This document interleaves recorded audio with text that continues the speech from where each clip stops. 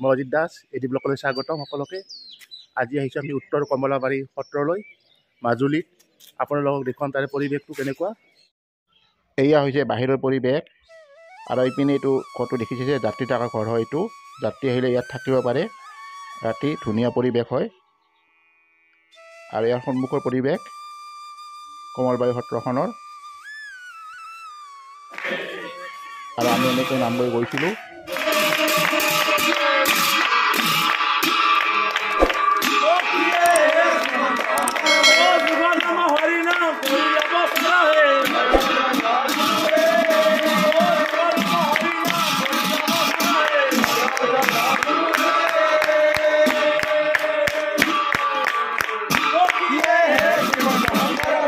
এয়া বাহিৰৰ পৰিৱেশ, মই ভিতৰৰ পৰিৱেশ।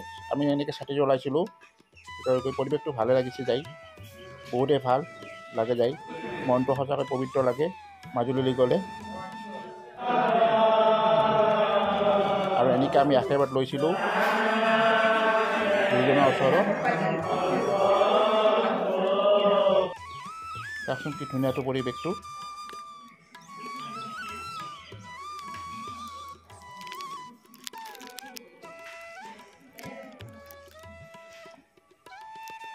আৰু সন্মুখত চাওক গৰু এখনখন কি ধুনীয়াকৈ ৰাখিছে।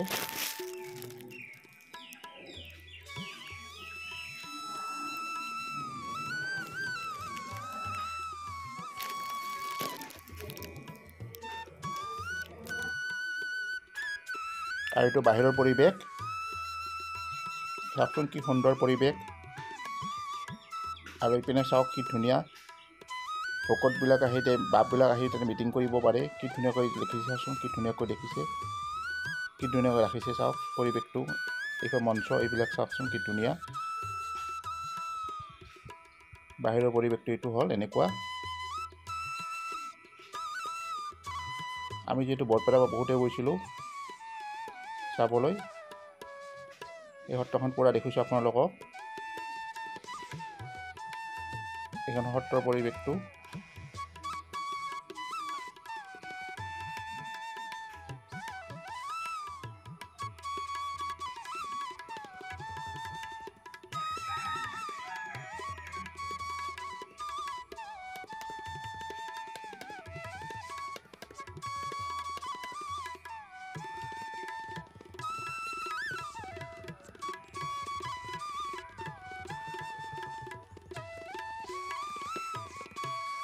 আৰু এইপিনে হ'ল কেওলাৰ বাহা বুলি কয় আমাৰ বৰপেটা ভাষাত। এইবিলাক কেওলাৰ বাহা হয়। আমি এনেকৈ কেওলাৰ বাহাটো গৈছিলোঁ। আমাৰ বাপ এজন চিনাকি আছিল, নাৰায়ণ বাপ বুলি। তেওঁলোকৰ ঘৰতো গৈছিলোঁ, বাপজনৰ বাহাত গৈছিলোঁ।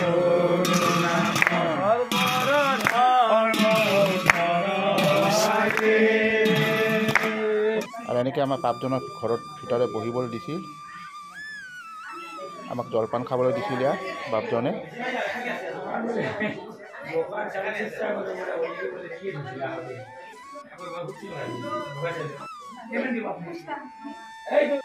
আৰু বাপজনৰ পৰা এনেকৈ আশীৰ্বাদ লৈছিলোঁ সিজন বাপজন। আমি যেতিয়া ওলাই আহিছিলোঁ, এইটো বাহিৰৰ পৰিৱেশ। এই চাওকচোন কি ধুনীয়া। যদি ভিডিঅ'টো ভাল লাগে লাইক কৰিব, শ্বেয়াৰ কৰিব, ছাবস্ক্ৰাইব কৰিব। আজিলৈ আহিলোঁ।